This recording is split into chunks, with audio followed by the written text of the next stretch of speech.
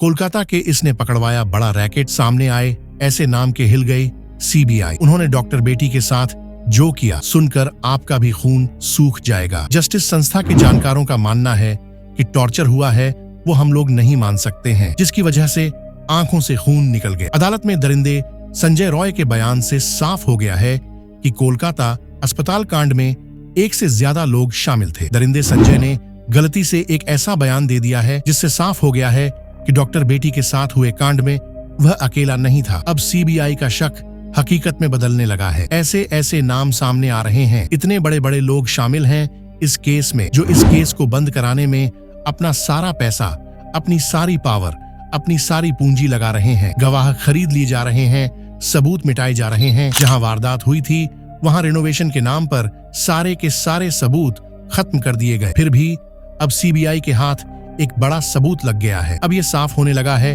कि डॉक्टर बेटी के साथ दरिंदगी में तकरीबन 7 लोग शामिल थे। एक भयंकर खुलासे में बताया गया कि करीब 7 लोगों ने शराब पी, फिर उन्होंने पीड़ित के हाथ कसकर पकड़े, उसे मारा पीटा और उसके साथ गलत काम किया। खुलासे में ये भी दावा किया गया कि 7 लोगों में से 2 ने महिला की टांग पकड़कर जरासंध की तरह अलग कर दी। फिर संजय को बुलाया गया, लेकिन ये तो कुछ भी नहीं है। आगे ऐसे ऐसे खुलासे हुए जिसके बाद ये साफ हो गया कि ये काम अकेले संजय का नहीं था, बल्कि इसमें कई लोग शामिल हैं। अब प्रिंसिपल समेत 7 लोगों का बचना नामुमकिन है। ये सब कुछ जानेंगे विस्तार से, लेकिन दोस्तों डॉक्टर बेटी के लिए, उस बेचारी बिटिया के लिए कमेंट बॉक्स में एक बार justice for Kolkata female doctor जरूर लिख दें। दोस्तों अदालत में दरिंदे संजय ने वो कबूल कर लिया है जिसके इंतजार में पूरा भारत मुंह लटकाए खड़ा था। पूरे भारत को ये पता था कि ये काम एक बंदे का नहीं है। ये संदेह अब हकीकत में बदलते हुए दिख रहा है। इस बलात्कार कांड में कोई एक नहीं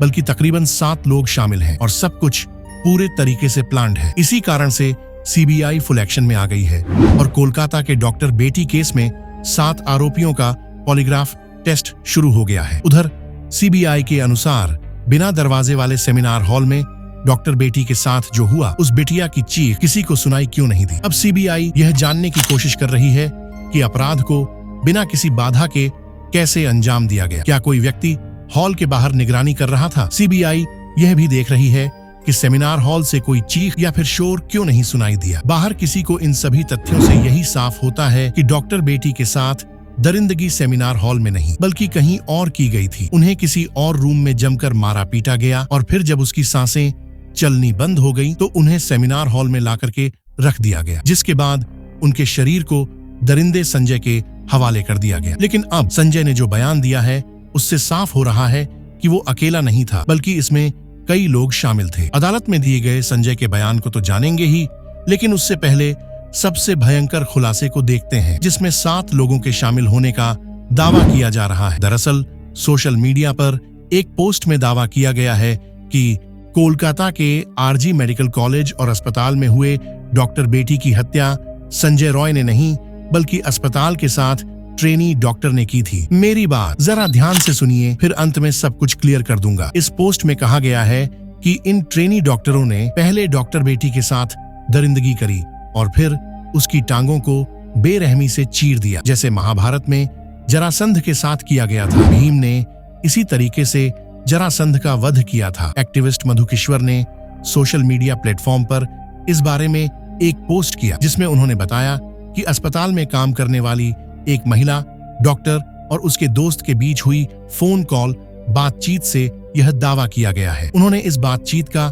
ऑडियो भी शेयर किया है जो बंगाली में है। माना जा रहा है कि सीबीआई को इस ऑडियो कॉल से कई गंभीर सुराग मिल सकते हैं। मधु किश्वर के अनुसार इस बातचीत में कहा गया है कि डॉक्टर बेटी एक बहुत ही होशियार स्टूडेंट थी, लेकिन उसे अस्पताल और प्रिंसिपल के कुछ बेहद भयानक राज पता चल गए थे, जिसके कारण उसे धमकियां दी जा रही थीं। उसे अपनी थीसिस पूरी नहीं करने दी जा रही थी, लेकिन इसके बावजूद भी डॉक्टर बेटी डरी नहीं। उसने इसका विरोध किया और कहा कि अगर उसे परेशान किया तो वो अस्पताल की काली करतूतों को उजागर कर देगी। जिसके बाद पिछले 6 महीने से उसे लगातार परेशान किया जा रहा था। उसे बिना रुके 26 घंटे की नाइट शिफ्ट पर रखा जा रहा था और उस पर भारी काम का प्रेशर डाला जा रहा था। सीनियर पीजीटी और अन्य लोग भी इस बात से वाकिफ थे कि प्रिंसिपल और उनके ग्रुप का स्टूडेंट पर कितना दबाव है। इस बात से साफ है कि प्रिंसिपल समेत पूरा अस्पताल उस महिला के खिलाफ खड़ा था क्योंकि वो सच और न्याय के लिए झुकने को तैयार नहीं थी। इस सब के बावजूद वो लड़की अपने स्टैंड पर अडिग रही। 9 अगस्त 2024 की रात इन सभी ने मिलकर उसके खिलाफ साजिश रची। पोस्ट में बताया गया कि डॉक्टर बेटी के साथ कांड करने से पहले पूरा प्लान बनाया गया। ये अब तक का सबसे खौफनाक खुलासा है और सीबीआई इसी के आधार पर जांच आगे बढ़ा रही है। बातचीत में ये भी बताया गया कि पहले कई पीजीटी और सीनियर डॉक्टर सेमिनार रूम में आराम करते थे, लेकिन उस रात पीड़िता को अकेले वहां सोने के लिए कहा गया। कुछ स्टूडेंट्स ने अफवाह फैला दी कि कमरा निर्माणाधीन है और वहां कोई न जा सके, जिसके बाद में सेमिनार हॉल में कोई भी नहीं गया। फोन पर बात कर रही अस्पताल के डॉक्टर ने दावा किया कि घटना से पहले 4 साथी स्टूडेंट्स ने पीड़िता के साथ सेमिनार रूम में डिनर किया था, जिसमें एक लड़की भी शामिल थी। ये चारों सीबीआई के रडार पर हैं और इनका पॉलीग्राफ टेस्ट भी किया जा रहा है, लेकिन इसके बाद पीड़िता को सेमिनार रूम में अकेले सोने के लिए कहा गया। बातचीत में यह भी बताया गया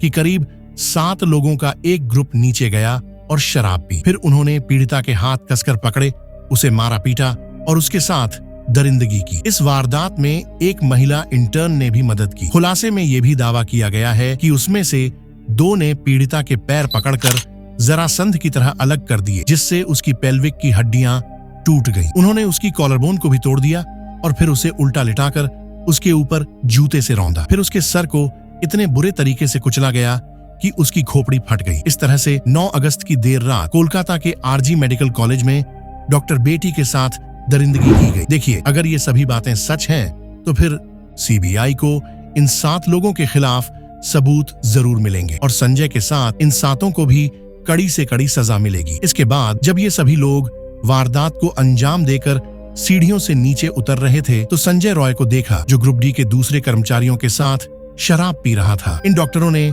संजय से कहा कि सेमिनार रूम में जाओ, वहां तुम्हारे लिए एक लड़की है। इसके बाद संजय ने डॉक्टर बेटी को अर्धनग्न पड़ा हुआ पाया और उसके साथ गलत काम किया, ताकि उसका लिक्विड भी उन 7 मर्दों के लिक्विड के साथ में डॉक्टर बेटी के शरीर में चला जाए। सुबह उसे बिटिया का अर्धनग्न शरीर मिला। इसके बाद देश भर में डॉक्टरों ने विरोध प्रदर्शन किया। ये ट्वीट सीबीआई की जांच में काफी महत्वपूर्ण होने वाला है। माना जा रहा है सीबीआई ने भी 7 लोगों को रडार पर लिया हुआ है। कोलकाता के इस केस में 7 आरोपियों का पॉलीग्राफ टेस्ट शुरू हो गया है। मुख्य आरोपी संजय रॉय का टेस्ट जेल में ही हो रहा है। इसके अलावा सीबीआई ने आरजी मेडिकल कॉलेज के पूर्व principal doctor Sandeep Ghosh, 4 doctor जो वारदात की रात पीड़िता के साथ थे और एक वॉलंटियर भी पूछताछ पर ले रखे हैं। इन सभी का पॉलीग्राफ टेस्ट सीबीआई के कोलकाता ऑफिस में हो रहा है। 8 अगस्त की रात इन डॉक्टरों में से कुछ ने पीड़िता के साथ डिनर किया था। फिलहाल सीबीआई इन सभी से गहराई से पूछताछ कर रही है, लेकिन अदालत में आरोपी संजय ने